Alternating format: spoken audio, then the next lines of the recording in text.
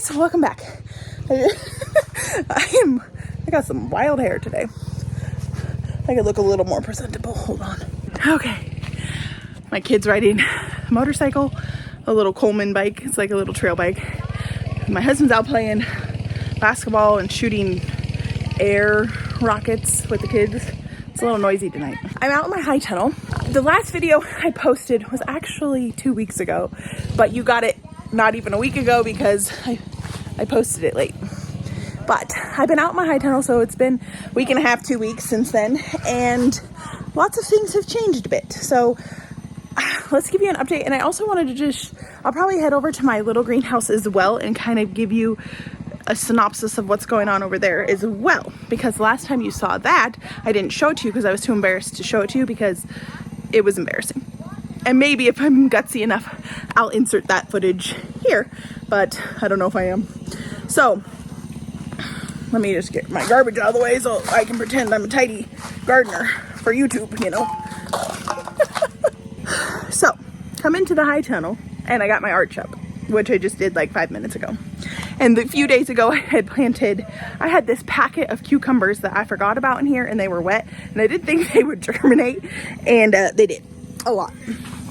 So, oh, I got a bean. They germinated really well. And then I planted beans, and I thought they were climbing beans, but they were bush beans. So there's that. And I also got my squash I started. What kind of squash are you? I started these months ago in my house, and then I neglected them and I killed them, and then they came back to life. So I feel like if they've made it, it's a kabocha. I don't know. Kabocha squash, probably from Baker Creek. I got some cool different varieties, and I'm hoping I have another one over here and a bunch of more cucumbers I probably need to thin. But you know what? I haven't had a really good success with cucumbers, so I'm just gonna let them go and see what happens. But more of my story is I got my shade cloth up, and this shade cloth I just had on hand, and I ordered another one because they were cheap to get a shade cloth for this size tunnel. Well, one, when we got our tunnel, they were sold out. So, but to get one this size is like $500. I just got a second one that's the same size. It should cover almost half of it. Might have a little bit at the end, but it was $78. So $500, $78.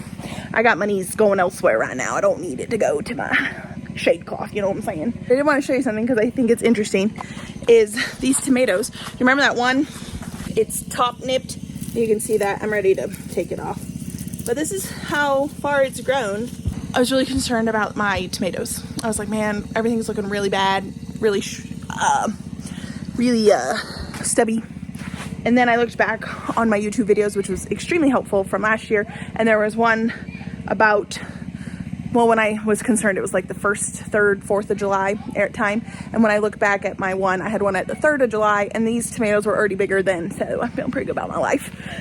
So this year's tomatoes are definitely bigger. Again, I don't trellis my tomatoes. Not saying I never will, but I am saying not this year or last year.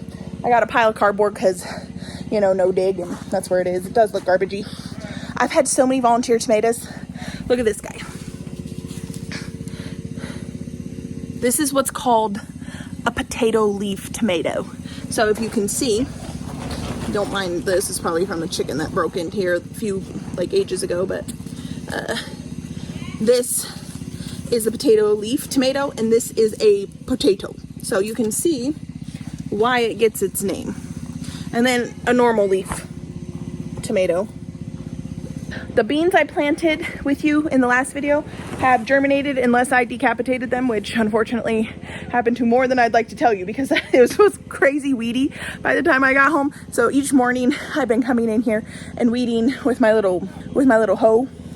And a lot of them did come up. And they're doing well. And they're all through here. And I actually went in through, praise the Lord. Okay, I'm getting sidetracked. This is what happens to me. I went through just now and did some dragon tongue bush beans in between where I either didn't have germination or where I didn't have, still need that chicken coop out of here, or where I killed them because I decapitated them. Anyway, I planted Tulsi holy basil from seed. Jess at Roots and Refuge, she just raves about this, and I haven't seen it up until just now. And look at it. All right, I had it. I started it from seed ages ago. Let's, oh my gosh, I get it. She always raves about the smell of this. It smells like a lemon head-ish. This is amazing. That is amazing. We should taste it. Oh, that's good. No wonder she grows that. We're just gonna take off the flowers. Hopefully it'll bush out some. I got a bunch of basil in here, which is amazing. I don't wanna, this isn't like a high tunnel tour video, but I do have a lot of volunteer tomatoes, which I'm really proud about because I have volunteer tomatoes and I think it's really awesome. Oh, here's a basil. I also want it to bush out, so I'm going to cut it back. This is the sweet basil. It smells amazing. Here's a purple basil. I had a sweet interruption. So I have purple basil and all sorts of basils. One thing that's really cool is I'm growing a garden huckleberry. Oh my gosh, these two basils together smell like black licorice. The nasty. This is a garden huckleberry. This one is the Schwarzenbirnen.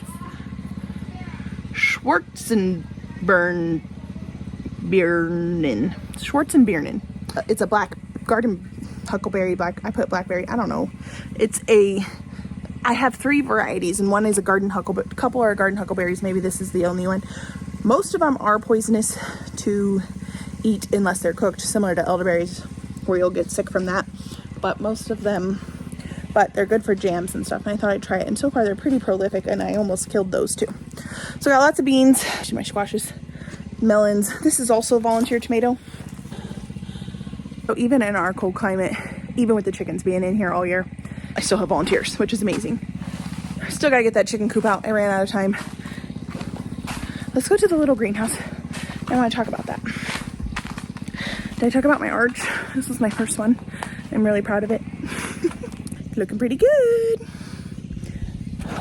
We were cutting back on the large garden, but there's still a lot of things that are doing amazing, like my parsnips, walla wallas, my regular, oh my gosh, I have to show you this. This is the first year I've come over and I've noticed some of my onions, a lot of my onions are disappearing, and I'm like, what is happening? Oh, my beautiful bed of peas, they're doing good. But look at this. Do you see this? It's literally down a mole hole. I know they're not moles, but it's funnier to say it that way. I might need to actually, and here's another one. Look at, this is the 3rd one this week. So they're eating the roots before they get bigger. These are my storage onions, so this is quite unfortunate. I might need to get some traps. That is a pain in the butt. Oh, finally. They're finally blooming. Planted these ages ago. So far, still no peace. There's still some good things, Beautiful bed of pro cuts. Beautiful bed of storage carrots. So yeah, let's go to the little greenhouse. A bit dark in here. Let me just add some light ambiance. There we go. My sad onion. Okay. Ah, what the heck? Grasshopper.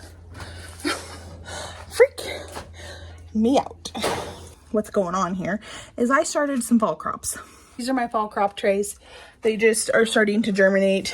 I did onions, which is weird for me, but I felt like I needed to do onions, and I didn't even know I had an onion problem. So I don't know if this is going to work. It could be a complete failure. It's like a shot in the dark. I've read some articles online. I've never seen anybody else do this, especially in our climate. But because I have that high tunnel, and I started these, I don't know, a week and a half ago, these onions, I'm hoping that they'll have time to, they're obviously germinating. These ones are a bit slower. This is just some tags. I didn't have a marker and I needed tags, so I left the pictures up and then took pictures on my phone because I couldn't remember. I didn't want to go get my marker, you know? So I have no idea if this will work. There's a couple possibilities that could happen. One, it could work. 2, I could get green onions. 3, they could overwinter and become early in the high tunnel, like in form a bulb, and then I get onions super early next year. Okay, best case scenario, I get them this year. Second best, I get them next year. Third best, I get green onions. Fourth, they just go to seed because they'll overwinter and then they go to seed. So that would be the worst case scenario. I'm definitely going to get something, but to what extent, I just don't know. So this greenhouse still needs some weeding and stuff, but you can actually walk in here. I have a load of giveaway, and we had a load to take to the dump. We just had lots of things. When we were a business and did like a lot of sales, I kept a lot of pots and stuff, which I still kept quite a few, but it was like if it didn't fit under here, I have a friend that's still doing it and I'm giving them all to her. So anyway, I also have lettuce going, some romaine going because I wanted some romaine heads, and I do love cut and come again lettuce, but sometimes it's just nice to have a head of lettuce. I have red onions, storage onions, cabbages, and yeah, I just have a lot of cabbages. And I need to start some broccoli and cauliflower still. I'm not going to do Brussels sprouts. They take quite a bit of time. I picked faster maturing broccoli and cauliflower. So guys, you can still do a fall garden even outside. You can get some seeds. A lot of stores, here, let's see if I can put you up. That sunflower, it's adorable. I didn't know it bloomed. A lot of stores are not going to be selling fall starts. Maybe some smaller things, maybe people online will. That's where your best bet would be. But actually, your best bet would be just to start them yourself. You can start them in whatever. You can start them in like a Costco muffin tray. You can start them in like a strawberry, like a plastic blueberry, raspberry tray. You can do all sorts of things. It's way cheaper to do it that way because any plants that came like in a pot from the store, I've noticed like Walmart for one, it's like $5-6, which is astronomical. I know food prices have gone up, and growing your food can be way more expensive than buying food from the grocery store if you're doing it that way. But if you're actually growing it from seed, it's really saves you money. Also, I'm just going to throw in a pitch because I think it's valuable. So I am an affiliate with Survival Garden Seeds, and I have a code, I think it's the Grays, and I can link it down below. It's in actually every description, and you can get 10% off, I believe, your purchase if you order one of the 3 bigger packs, which the cheapest one I think is like $30, which is pretty good. And then you get, with my code, you get a discount, and it equals less than $1 a pack, which the germination, I've been using it and it's really good. So I'm just going to link that below. I know Amazon online, they're also running deals. It's not cheaper than what you can get with my code though. So that's right. So yeah, get your fall gardens going, guys. It is the season. I know it seems weird because it's July and you're like, well, my summer garden's still going, or I haven't even got a tomato yet here in Central Oregon where we live. And we do have a short season, but the beauty of our short season is we can grow a lot of cold crops, and a lot of those cold crops are storage crops. And I feel like there's immense value in growing that type of food because you can store it. Also, because we can start it now and do it. You can start it in August. Basically, from now to August, you can do whatever you want to do. I wanted to start things that took a little faster sooner because things just seem to go slower where I live. I think I'm gonna move my cabbages on this table because the shade cloth isn't just covering. I wanted them to be in the shade cloth because they like the cold and they're in my little greenhouse, so I didn't want them to be overwhelmed by the sun. But apparently I can tell that they're leggy, so they need some love. Maybe they just need a fan. That also could be their problem. Okay. Probably should do that. I didn't even think about that because they're outside, but I wanted to also chat. Hopefully my battery lasts. We got back from the Modern Homesteaders Festival, and it was amazing. It was up in Coeur d'Alene. I'd love to go again next year.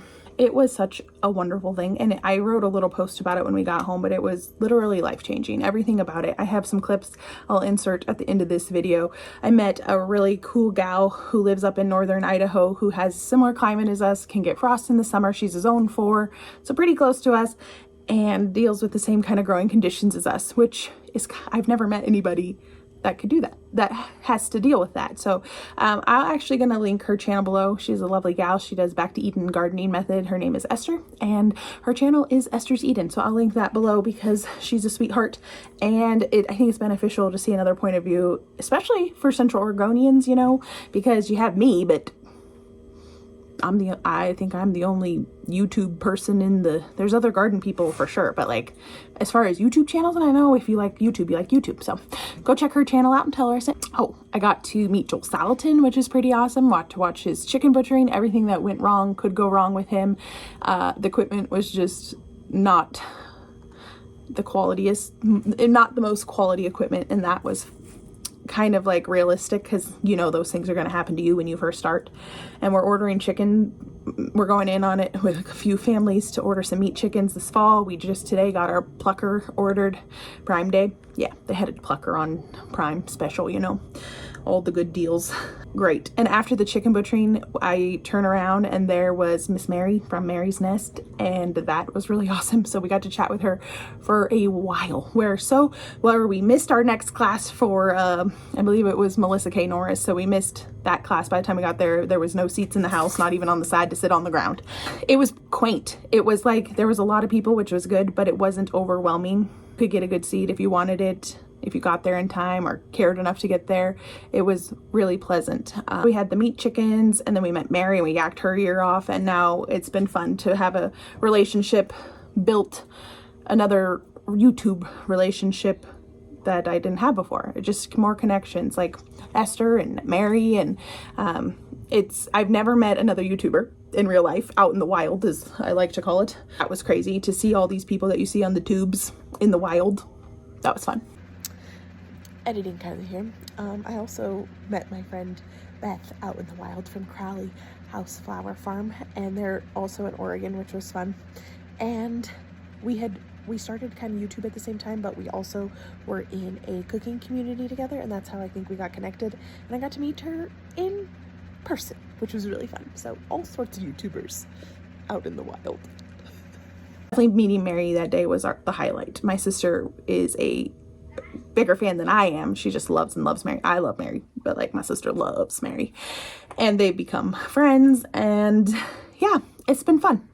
So that was life-changing to meet somebody as sweet and as kind, and you see her on the YouTubes and she's just the sweetest thing. You're like, there's no way on earth that this lady could be more kind in person, but she is. And I told her that. I was like, Mary, I didn't think you'd be this kind in person, because you never know with people, you know? You don't know if they're being real. She's real and she's sweeter in person. How does that even happen? I want to be that sweet. So that was really special. And then we got to meet up with her. We ran into her again at another speaking thing the next day, right before we were about to leave, which was amazing, and hung out with her and her sweet husband and her son for a bit. And that was really fun. Also went to I got to watch Carolyn from Homesteading Family speak about children on the homestead with her and her husband. That was really fun. And the hog butchering, which was the last day in the morning, and we thought that we were going to be able to see both we thought that the hog butchering went both days, so that because we just thought they butchered a hog one day and then the same hog the next day, or a different hog the next day. We didn't realize it was a continuation. So we got the continuation, which is how to process the meat, how to cure it, how to store it, which was amazing. It was life-changing. And I tell you this, I'm like, it sounds so silly to come home from a conference and be like, watching the chicken butchering and the hog butchering demo changed my life. It just sounds ridiculous. But when the teachers and instructors are so, they just love the Lord. And Joel Salatin loves the Lord. But this guy, Brandon from Farmstead Meatsmith, he like worships the Lord with his craft. It just put it in a new perspective, and just like kind of put the whole thing in perspective. Because as a person who's really, we've been homesteading for quite some time now. I don't know, 8 years now. Always taking a life of an animal, I put a lot of weight on it, and I always think you should, but there's an appropriate amount of weight as well. Just the way he worships the Lord and the way he does it is just amazing. He has a YouTube channel, you can follow him also. But it was just really encouraging and really fun and just a blast. I took my sister up for her birthday. That was the longest I've ever been away from my family, was 4 days. I think for her too. So that was kind of just like just us. No kids, no husbands. And then we came back home and we're just really enthused to do all the things. All the chicken butchering, all the hog butchering. We got a lot of hogs we need to process this fall. And we're going to do it ourselves. And we're going to do it. And I think it's going to be great. And we're going to have food for our family for a while, which is amazing. Oh, that's the recap I have for you guys. It was a ball. It was a blast. And one day, maybe, who knows? Maybe I'll be a speaker one day. Wouldn't that be cool? That'd be cool. Anyway, so thank you guys for following along with me. I'll see you on my next video. Make sure to thumbs up this video and subscribe. It really helps us out. And I'll see you guys on my next video. Bye, guys. Okay, so I'm here with Esther. Esther's Eden, right? That's your channel. She has a very similar zone to us. Are you zone 4? Zone 4, yep. But you still get frost throughout summer? Yep. So this is the first person I've ever met that has the same climate as us. It's kind of encouraging that you're in the same boat. I know, yes, yeah. Brutal summers with lots of heat, and then as well as because we're in the high desert, so we get, that's the catch-22 where you're like, we could grow cool crops, but then, here comes 12 days in the high 90s. The tomatoes grew this big in one day, and then, shoot, there's frost. So guys, you gotta check her channel out. She also has a bunch of really awesome cosmetic stuff that she has handcrafted and sells online, which I can link her website and her YouTube channel down below. Thanks guys, see you soon. This is going to be my favorite part. All right, Indy. Papa, what if the sun stopped shining? What would happen then? If the sun stopped shining, you'd be so surprised. You'd stare up at the heavens with wide open eyes. The wind would carry your light to the skies, and the sun would start shining again. All the while, with all this busyness, it's been our kids that have kept the homestead running while we're doing